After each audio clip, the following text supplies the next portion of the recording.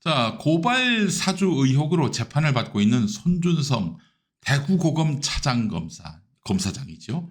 이 사람에 대해서 고위공직자범죄수사처가 징역 5년을 구형했습니다.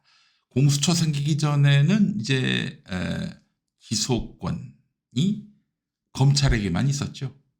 그런데 이제 공수처 생기면서 검사 등 고위공직자에 대해서는 공수처가 수사를 할 수 있고 또한 기소할 수 있게 됐습니다. 그래서 손준성이가 기소가 돼서 5년 구형을 받았어요. 1월에 이제 판결이 나온다고 하는데 말이죠. 자, 이 손준성이가 예를 들어서 유죄가 인정된다. 그러면 손준성만의 문제가 되지 않습니다.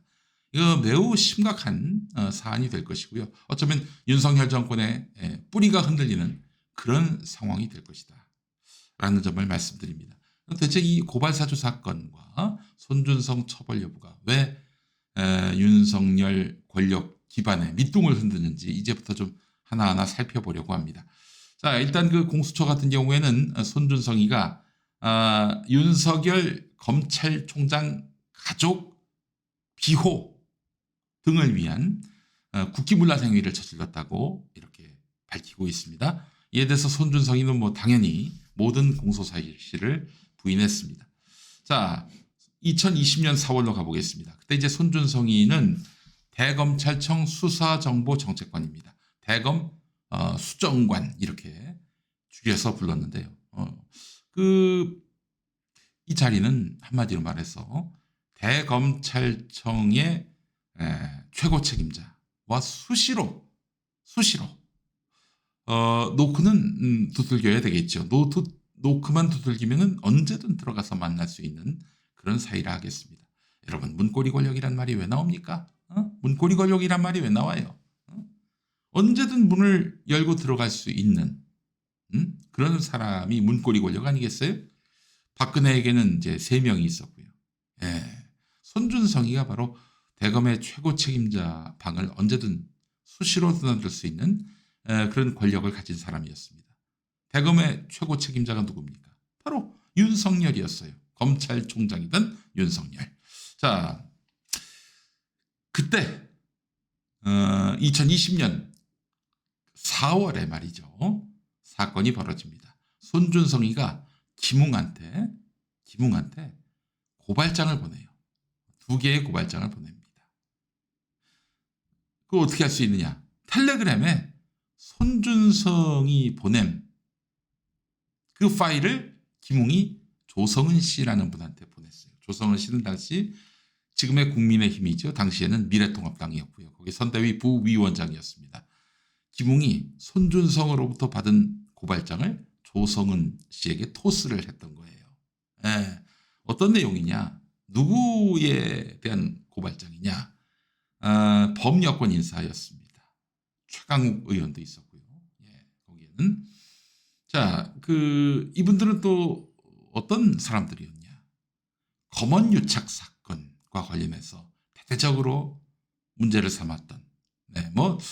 그 이전에 윤석열에 대해서 대단히 비판적이었고요.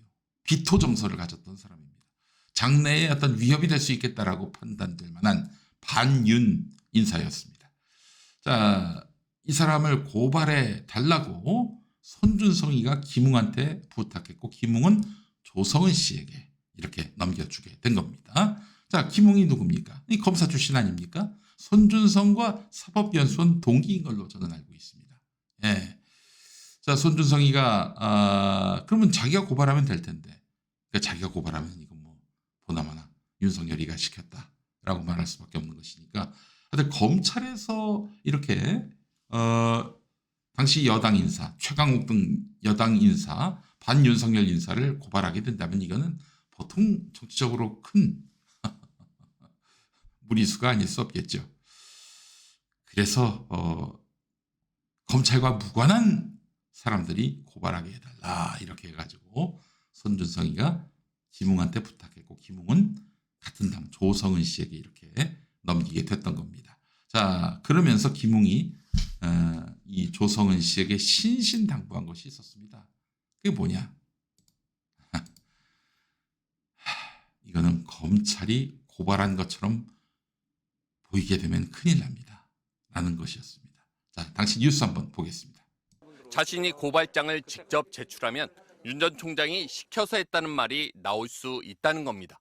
찾아가야 되는데 제가 가면 윤석열이 시켜서 고발한 것이다가 나오게 되는 거예요. 그렇게 되는 것이고 통화 말미에도 다시 한번 자신은 빠져야 한다고 강조합니다. 요 고발장 요건 관련해 가지고 저는 쏙 빠져야 돼요. 네. 같은 맥락에서 고발장을 제출하는 사람이 검찰색을 띄어서는 안 된다고 했습니다. 그거하고 전혀 다른 이미지를 가야죠. 뭐 언론 장악의 피해자라고 할 수 있는 그런 사람들을 동원해서 가는 게 더 낫겠죠. 검찰색을 안 띄고. 고발장에 윤 총장과 김건희 씨, 한동훈 검사장이 피해자로 등장하는 만큼 검찰 출신이 고발하면 윤 총장이 배우로 의심받을 수 있다는 점을 고려한 것으로 보입니다. 네, 윤석열을 포함해서 한동훈도 그렇고 손준성도 그렇고요. 선거를 중립적으로 치르기 위해서 위법 행위가 발생하지 않는지 그 여부를 감독해야 할 위치에 있는 사람이었습니다. 게다가 중대한 법정 선거 기간 시기에 놓였던 검찰 수뇌부 아닙니까? 자, 그런데 이 검찰 수뇌부가 자기들에게 불리한 보도를 한 언론인을 잡아들일 고발장과 그 증거 자료 수집을 조직적으로 작성하고 공모했다는 점. 이게 바로 사실 고발 사주 사건의 핵심인 거죠. 대검의 중요 직책을 지금 담당하고 있는 고위 검사가 심지어 대검찰청의 사정기관 역할을 하는 수사정보정책관이 때로는 판사 사찰문건을 만들고 누군가의 지시를 받아서 특정된 누군가의 이익을 위해서 고발장을 작성해서 당시 민주당이 아니라 그 당시 국민의힘에 접수만 해라.